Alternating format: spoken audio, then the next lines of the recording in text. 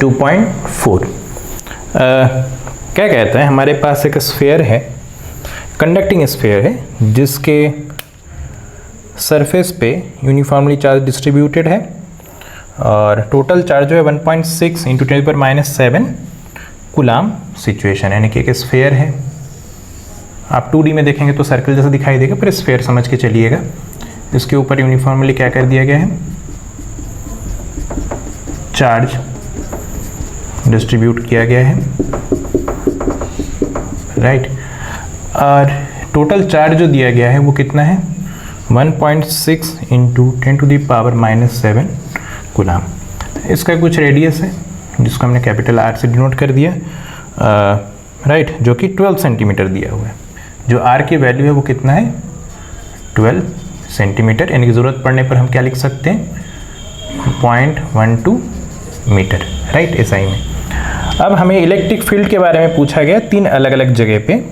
पहला सरफेस के इनसाइड में, जस्ट आउटसाइड द स्फीयर, और एक तीसरा पॉइंट है जो कि 18 सेंटीमीटर फ्रॉम द सेंटर। तो अगर अंदर की बात करें यहाँ पे, है ना, तो हमने इसमें गॉस थ्योरम का इस्तेमाल कर लेंगे।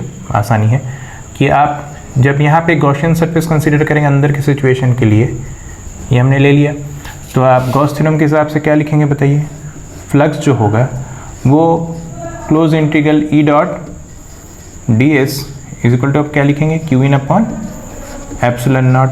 यहाँ पे हर जगह E कैसा है ये हमको पता करना है। अच्छा, Q इन कितना है, देखिए ज़रा, ये जो गॉसियन सरफेस आपने कंसीडर किया है इसमें टोटल इनक्लोज चार्ज कितना है, 0। क्यों, क्योंकि आप ये जो कंडक्टर है उसमें आप जानते हैं इनक्लोज चार्ज कितना होता है, 0 होता है, राइट, क्लियर। तो क्योंकि ये सारा का सारा चार्ज तो सरफेस पे आ रखा है, तो इस तरीके से हम जब इन दोनों को इक्वेट करेंगे तो ओवरऑल क्या हो जाएगा, E डॉट ds का इंटीग्रेशन हमको चाहिए क्या, 0। तो ये तभी संभव है जब E बराबर कितना होगा, 0, क्लियर।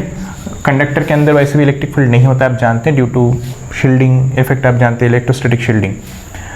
जब हम इस सरफेस से बाहर की बात करेंगे, जस्ट बाहर, यहाँ पे कहीं पे सरफेस से जस्ट बाहर, यानी कि इस ऑलमोस्ट जो हम डिस्टेंस लेंगे इस पॉइंट का, वो कैपिटल R के बराबर ही कंसीडर कर लेंगे, राइट। तो जब यहाँ पे आप गॉसियन सरफेस बनाएंगे, ठीक है, तो इसका मतलब क्या हुआ, सेम लॉजिक आप लगाइए। तो आप क्या लिखेंगे, flux, electrostatic flux is equal to E dot ds is equal to Q in upon epsilon naught. आप ध्यान दीजिए, इसके वजह से जो इलेक्ट्रिक फील्ड लाइंस होंगे एग्जैक्टली रेडियली आउटवर्ड चल रहे होंगे, राइट, है ना। और आप ध्यान से देखिए, जो हमने स्फेरिकल सरफेस लिया है, close surface, due to symmetry, right, हर जगह इलेक्ट्रिक फील्ड इंटेंसिटी का मैग्नीट्यूड तो सेम ही होगा, और इस जगह पे एरिया वेक्टर जो होगा और E होगा, दोनों का डायरेक्शन आप देख सकते हैं क्या है, सेम। यहाँ पे अगर हमने ds लिया है तो, राइट, तो हर जगह पे हमको थीटा कितना नजर आएगा, जब इसको हम खोलेंगे तो E ds cos थीटा, और थीटा के जगह पे हम लिखेंगे 0 डिग्री। इंटीग्रेशन Q इन, टोटल चार्ज कितना आप जानते हैं, 1.6 10⁻⁷ और अपॉन एप्सिलॉन नॉट। E हर जगह बराबर है तो ये हम बाहर ले लेते हैं, अंदर क्या बचा, ds, राइट, और cos 0 डिग्री की वैल्यू आप जानते हैं 1 है, 1.6 इंटू 10⁻⁷, और एप्सिलॉन नॉट की वैल्यू आप जानते हैं कितना, 8.854 यूनिट होता है SI में, आप जानते हैं, राइट। तो यहाँ से हम क्या लिखेंगे बताइए, हम यहाँ पे लिख सकते हैं E इज इक्वल टू, ये ds का इंटीग्रेशन हो जाए total surface area of the sphere, कितना होता है, 4πr², राइट। तो या तो आप एप्सिलॉन नॉट की वैल्यू लिखिए या फिर ज़्यादा आसान बनेगा, देखिए 1.6 - 7, यहाँ पे मैं लिख सकता हूँ 4π, ये एप्सिलॉन नॉट ये वाला मैं एज इट इज़ रख देता हूँ, और यहाँ पे r² भी होगा जो कि नीचे आया होगा, तो मैं लिख दूंगा r², और 1/4π एप्सिलॉन नॉट की वैल्यू डायरेक्ट हम सब्स्टिट्यूट करेंगे, तो E इज इक्वल टू आएगा 9 into 10⁹, right, into 1.6 into 10⁻⁷ upon r²। r कितना था, 0.12 का स्क्वायर। और जैसे इसको सॉल्व करेंगे तो ई का वैल्यू ये कितना दे रहा है हमको, ये हमको जनरेट करके दे रहा है 10 टू द पावर 5 न्यूटन पर कूलम, राइट। थर्ड पार्ट देखते हैं, जो कि एक पॉइंट है जो कि सेंटर से कितना दूरी पे है, सेंटर से बोला है कि 18 सेंटीमीटर दूरी यानी कि 0.18 मीटर दूरी है। तो सेम लॉजिक हम इस पॉइंट पे भी वही काम करेंगे। इलेक्ट्रिक फील्ड तो रेडियली आउटवर्ड जा रहा होगा, यहाँ पे गॉसियन सरफेस फिर से हम एक स्फेयर ही कंसीडर करेंगे, राइट। तो सेम चीज़ें हम रिपीट करेंगे।